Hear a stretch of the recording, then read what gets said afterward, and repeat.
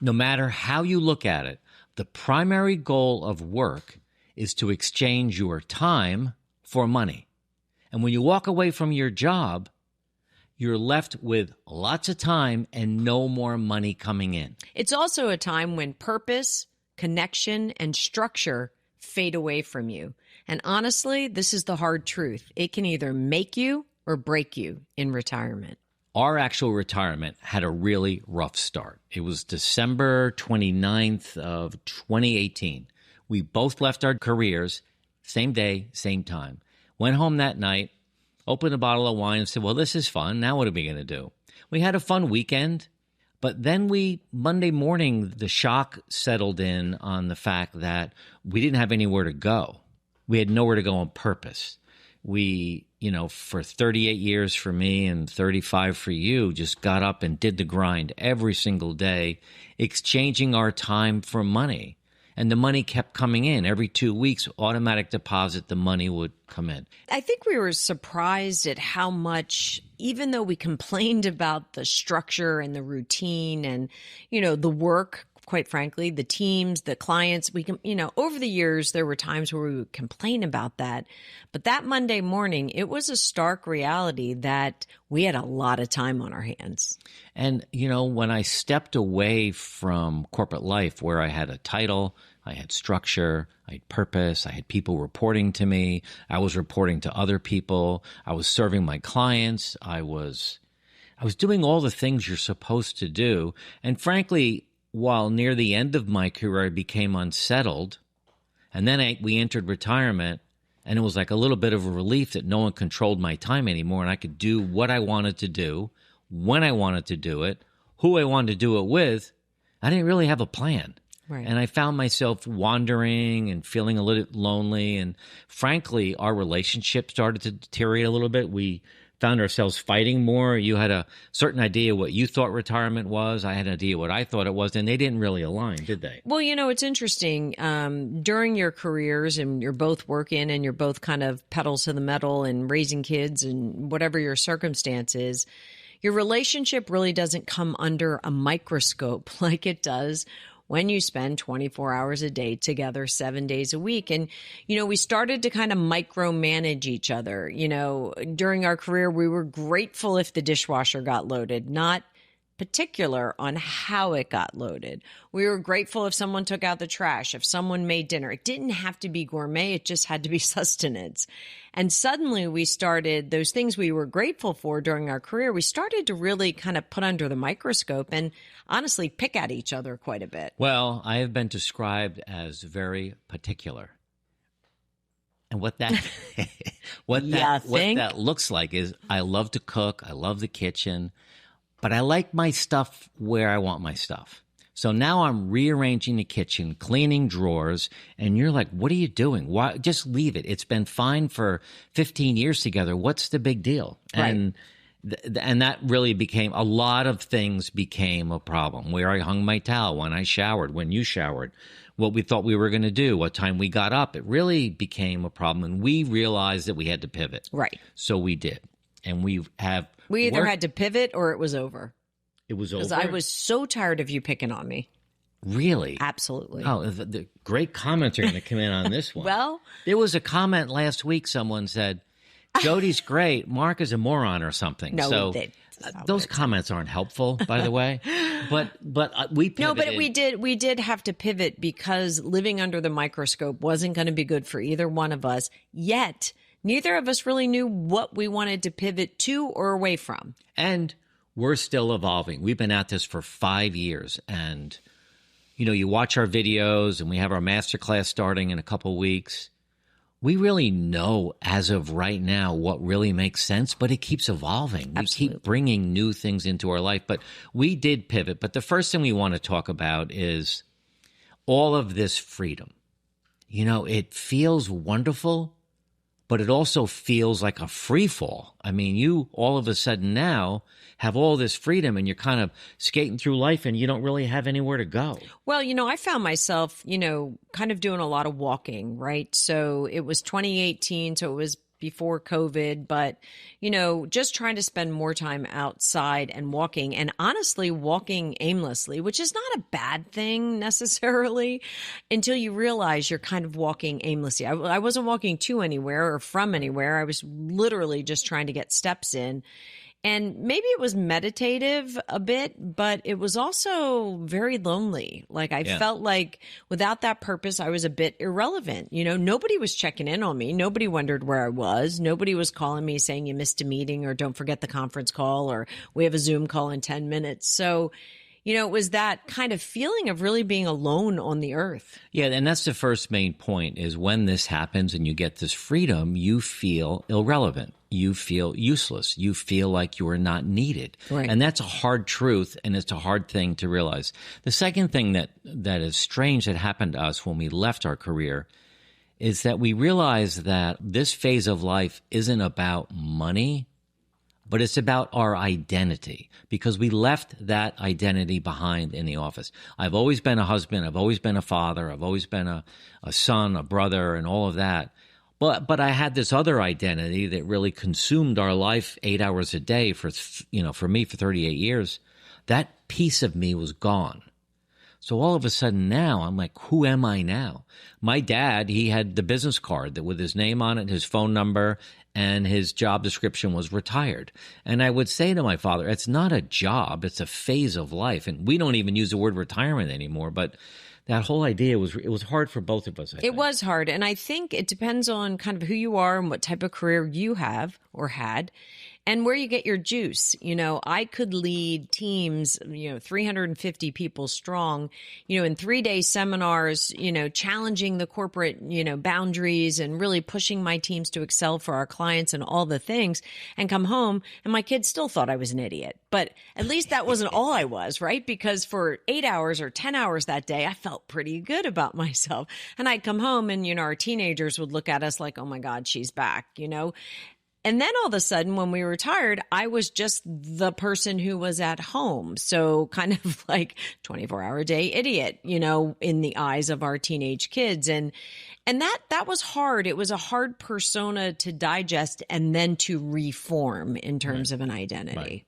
The third point we want to make, the third strange thing that happened is, and we didn't expect this, the lack of structure, particularly in the morning, really confused us. We would wake up, we'd have 3 cups of coffee, we'd watch TV for 2 hours, we'd sit there and, in our pajamas saying, what should we do next? And we'd shower and get dressed and kind of meander around. But we had no structure from day to day to day. And you know what? That's fine sometimes. We actually look for days like that once in a while on purpose, a rainy day or a snowy day. But this was out of control. We had no plan each day, and that really is confusing. And it was strange that while you get this freedom, all of a sudden now it feels off because there's no structure. Yeah, and without that structure, your days kind of blend together. Your hours kind of move actually, honestly, quickly through the day. You have your first cup of coffee at 6, and before you know it, it's 9. You've lost 3 hours.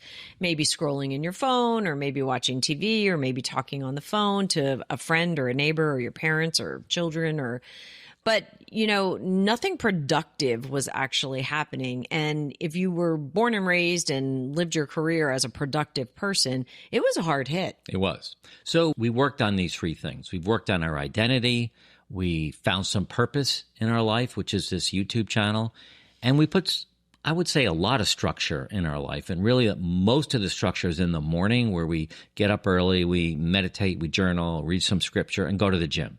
So the structure has really helped us move forward a bit. So let's talk about the next 3. Yeah, or do you want to add to that? No. I was just going to say, in the next 3, I think we need to dive a little bit deeper into how your relationships really change when you move into retirement. I mean, your relationship with a spouse, a partner, a significant other, even a deep, close personal friend, or even maybe your children really gets stripped bare. I mean, you get totally exposed for the human you are, not the persona you have developed. It's, who are you as a human now, and what do you value? And are you rooted in those values? And are you living those values? And are you learning the values? And if you're not, you feel pretty naked and aware, you know? Well, yeah, the first in this grouping, the first point here is that we needed to find out how to talk to each other again, differently. Prior to us leaving our jobs, that was really a big part of our conversation during the day, texting, when we got home, while we're cooking dinner, while we're having dinner. The kids were with us, but they'd go up and do homework. And, we would talk about business things because we were both in that world. And then when we both stepped out of that world, same day, dinner that Monday night is like, how was your day? Well, that's not really deep. So it struggled. We had a lot of quiet moments, and you would, I don't know about you, I would think a lot that maybe you were off or you were mad at me because you were being quiet, whatever. I think we just didn't really know how to communicate, and we had to work on that. Well, I think the second piece of that is we really buried our deepest feelings, right? So when you're busy and you're running and you're going hard, you're going fast. I traveled a lot with my business and my career. And so I was juggling traveling with either lacrosse games or soccer games or track meets. And, so the constant juggle didn't leave a lot of time for us to really go deep on how you were feeling. And you really kind of buried things that you just said to yourself, I got to get over it because I got to catch a flight, or I got to get over it because I've got a 3-day meeting coming up, or I got to get over it because I'm traveling with the kids on a 3-day soccer tournament and I'm going to work at night. So now you have this extra time and you don't necessarily have to get over these things. You actually have to walk through them.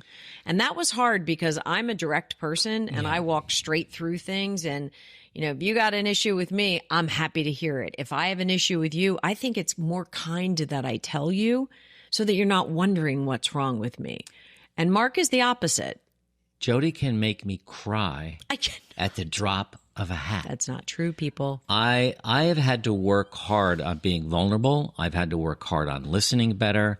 I've had to work hard on getting used to the fact that Jody is very direct and that it's really good that she's direct. She always lets me know what's happening in her life, and she lets me know what's happening in our relationship. And I don't like the hard conversations. I do not like them at all. I would rather not talk about them. I'd rather bury my feelings. So I need to work really hard at that, and it doesn't always work, does it? No, definitely not. No. I mean, there's a lot of times where I thought it was a pretty easy conversation because I grew up with direct conversations, and Mark did not. So I thought it was an easy conversation, and Mark was wounded and in a cave and not talking to me, and I'm like, what the actual happened? I spent a lot of time in my cave. I try not to go in there anymore. You do try not to go in, but sometimes. Do I ever go in? You slip in. When was the last time? Yesterday. Come on. Yesterday. All right. Sometimes retirement actually feels like uncertainty. When we first retired, we thought we had it all figured out. And after 30 years of structure and purpose, we finally had freedom. I mean, think about it. No more meetings, no more deadlines, no more client calls, no more sales calls, no more budgets, no more teams to manage. We had all the time in the world. But within months, we were drifting. We lost our rhythm. We lost our purpose. Our health started to deteriorate, and our marriage was in trouble. We knew we had to make a change. We were waking up each day saying, what now? And by the way, we had no answers. We believed the lie that had been told to us. It's time to sit back and fade away and do nothing and really marginalize yourself. And that's not what we wanted to do. So we flipped the script. We started to work on our health. We started to work on our purpose. We worked hard on our relationship and our marriage. And all of a sudden now we have a new life that we are living that is absolutely amazing. And we hope that you'll join us to learn more about how we did it. And we're going to share with you what we did in a free webinar called The Hidden Truth About Retirement. 3 reasons it's not what you were promised. Click the first link below or scan the QR code to join us. You have one life to live and make this your best life ever. The only way to do that is to design it yourself. So join us on our free webinar. The third part of this, the fact that we get to know each other differently now, is our intimacy took a back seat. It wasn't, it's not that it wasn't important. It just seemed to die a little bit. Like it wasn't getting fertilizer, it wasn't getting water, it wasn't getting nurtured. So we've had to work hard at bringing that all back because it's different now. Because we have all that time, the vision is, oh my gosh, we can have sex every day, 8 days a week, and there's only 7 days. It's not like that. Well, I think it goes to the point, kind of the age-old adage that, quantity doesn't mean quality. Right. And I think when we were busy and we knew we had to carve out time for each other, whether it was date night or whether it was intimate night or whether it was even, honestly, we would take a night away when the kids had things to do or they were gone in different directions, and we would go stay at a local hotel. Do you remember that? Oh, yeah. We'd say at the Ritz-Carlton in White Plains. In White Plains. We actually lived in Harrison, New York, like 5 minutes from White Plains. Yeah. But we couldn't really get away, but we needed to get out of our environment. And we would schedule those times to do that. And then suddenly we had all this time and we weren't scheduling anything or going anywhere or really doing anything to, as you said, nurture and build our intimate relationship. And it really took a hit. For both of us. It's funny you brought that up because I forgot about those weekends. And we did that once every 2 or 3 months. Mm-hmm. And it was just to recharge our batteries. And now that we're not working, but we are kind of working, we really should do that again. Yeah. Just to get away from everything. Yeah. We don't do that. We should do that. So, but that's a good So tip. that, I just always wanted to fix things. And I'm the guy, I'll fix it. Jody, it'd be better if you said it this way instead of that way. Or don't worry about it, it'll be fine. We needed to learn how to have the hard conversations to work through it because, frankly, tension leads to growth. At first I thought tension was bad. Sometimes tension's good for us. It really does get us to sit down, really open our hearts and our feelings, and that really is how you can heal. I don't know what kind of conversations you might be avoiding, or when was the last time you asked your partner what they're afraid of in this new chapter? But, those are hard questions to ask. Well, and even asking your partner what they need, as a mom and a working mom and a corporate working mom and a senior executive role and lots of kids and lots of engagement. And, I was never going to let my kids go off the rails. So I was like double time on everything. Mark needed connection and conversation and I needed space. So it was different. And until you say to your partner, what do you need right now? You can't uncover the actual truths, I don't think. And you have to be bold enough to say what you need. And there were a few times I said to Mark, I don't need to wake up in the morning with you talking to me from, every minute of the day, every time I turn around, you're like chattering in my ear. You're like a little Mr. Natterer. Like, can you just give me it's not very nice. Some space? But it's true. Someone help me out here, will you please? So it just, you have to ask each other. And when you finally said, okay, this isn't working, what do you need? I need a little grace. I need a little space. I'm trying to figure out who I am and what I want to do. And where is my purpose? What is my vision? And it was hard to figure out. Well, I think the big thing we learned is when you first enter this phase and you're 24/7 now together is we've worked really hard in the last 5 years to have stuff we do together, stuff we do separately, and then stuff we do alone. I love my alone time. I like my time with my guy friends. I love my time with Jody alone. I love my time when we go out to dinner with couples. But it's a mix of that. It's not all connected at the hip, hanging out all day long. Right. Yep. All right. The next group of three that we want to talk about is the fact when some of the weird things that happen when you leave your career and you stop chasing money and spending money is you lose your ability to really pay attention and be in the moment. See what happened? Yeah. So, you lost it. Because when you're in your job and you're in there 8 hours a day, you have to pay attention. And no matter how fast the pace gets, you are in the moment. And then you get home and you have a glass of wine. You don't want to talk. You just want to relax. Well, now we're in this free fall of free time and hanging out and it's loosey-goosey.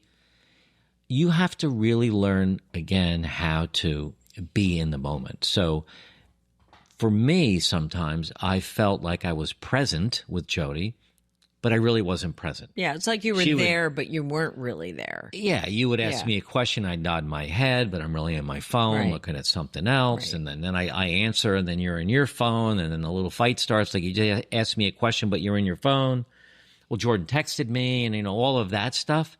You really have to work at finding a good way to be present and in the moment for your partner and your kids and your friends and everybody else. Yeah, and the next thing I would say is you have to be careful not to let the world program you.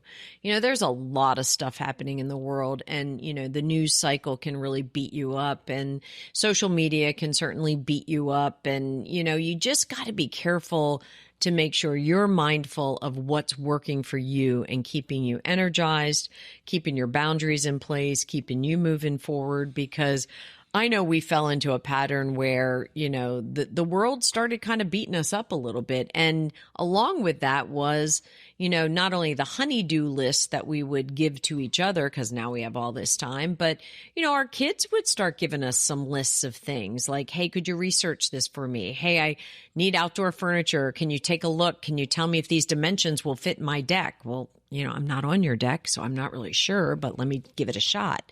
So, you have to just be careful not to let the world program you in a way that doesn't work for you. And I think for us, for me, particularly in the beginning, I spent way too much time consuming. I'd get up, look at my phone, watch TV, watch a Netflix show. I was consuming all day long, but I wasn't creating. And that's one of the reasons we started this YouTube channel is we get to create. We get to write scripts. We get to research. We're learning about technology. We have new microphones now because there was a lot of problems with the sound quality. So we upgraded a little bit, and it's kind of fun, little gadgets that we get now and then. The ninth issue, the third thing, is that in this phase when you step away from your career and, again, you're not chasing money, is you're starving for silence, which sounds kind of weird, but underneath all the noise, I was craving my own thoughts. So I started reading a lot of books. I started researching and coming and journaling and, creating this business because we felt we were struggling. We wanted to share what we learned with others. Well, and if you think about that, so, under the thoughts, we were both in insurance. I was a corporate executive in insurance, and Mark was a sales broker, owned his own brokerage firm. Okay.